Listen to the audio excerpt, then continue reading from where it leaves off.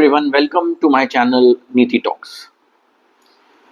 There is a surge of attacks against the Indians living abroad, especially after the elections of Donald Trump in the United States.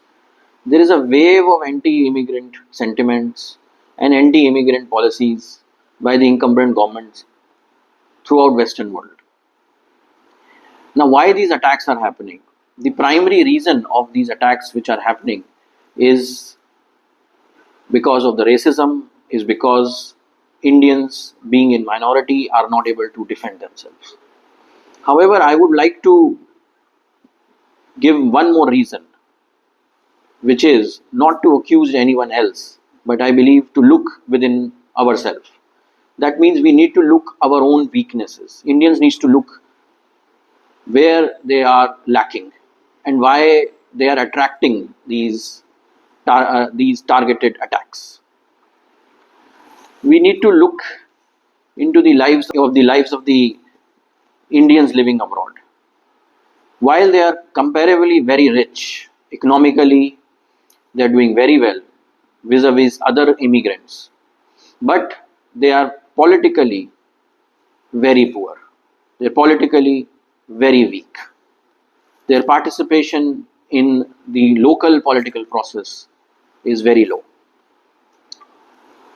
We need to look into the one community which is the most persecuted community in the history of the world. That is the Jewish community. And yet they hold significant power in the Western world. In fact, the power which they hold drives the policy of the governments of the day. In the United States, even though they are barely 1 to 2%, but they have more than 10% participation in their Senates and Congress. They have formed groups like AIPAC, American Israel Public Affairs Community, which spends more than $100 million annually just to influence the US policy and to influence their decision so that their policy does not become anti-Semitic, anti-Jew. And they are holding a very significant power positions in these countries. Also, when we look into the Jewish community, they are more united. They are unlike Indians who are divided by caste, language, creed. Jewish are united. So it is important for Indians to be united. When person attacks you, he will not ask you your identity. He will not ask your even religion. He will not ask you what language do you speak or which caste are you belong.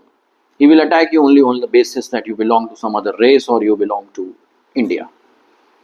So it is very important for Indians to remain united and to form the organizations such as IPAC, which is a Jewish organization, to influence the policy making. So Hindus needs to unitedly form organizations, one organization in which we can pool all our resources and fund these, fund the political parties so that these political parties does not become anti-Indian and does not become anti-immigrant.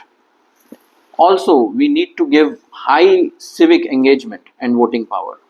What we note from is that only 50%, 50 to 60% of the Indians living abroad vote in their local elections. This low voter turnout is driving the political parties away from the Indians. While when we look into the Jewish votes and look into the Muslim votes, more than 90% of them votes. And they vote en bloc. They vote according to their self-interest. While Indians, I think they go on a holiday when some elections comes. But this really weakens the community as a whole. Also, when we look into the cultural emphasis on political activism, our culture are more on economic activism rather than on political activism. When an Indian goes abroad, his first priority is to settle himself. But when a Jewish or a Muslim goes abroad, his first priority is of course economic, but his second priority becomes also to contribute to a local organization, to contribute to his community where he is living. That is lacking in our culture. Also, you look into the Jewish organizations, they are also actively funding the Hollywood, the film industry, to set the narrative right, that the narrative should never be anti-Jewish, that the narrative which the films gives, with the Hollywood gives, are never anti-Jewish. So Indian companies, Indian NRIs should invest even in Hollywood, so that we can control the narrative, and we can make the narrative not anti-Indian but pro-Indian, a pro-Hindu, a pro-Indian narrative. Currently, we are seeing that the narrative given by the Hollywood are very negative. So this needs to be changed, and for this to be changed, Indian NRIs needs to invest in the Hollywood companies so that we can control these narratives. Also, we need to our Indian community needs to speak up more on issues. Recently, Mr. Shashi Tharoor, who is the former External Affair Minister, he made a statement that one of the congressmen in United States informed him that not even one Indian called him for protesting against the recent H-1B visa hike. So this issue directly affected Indians, but yet there was no protest, there was nothing at all in United States against this policy. Now this total lack of political political activism is hurting ourselves.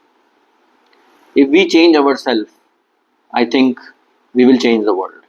So it is important to do that, and it's important that the change first should come within, and then we can change the world. Thank you very much.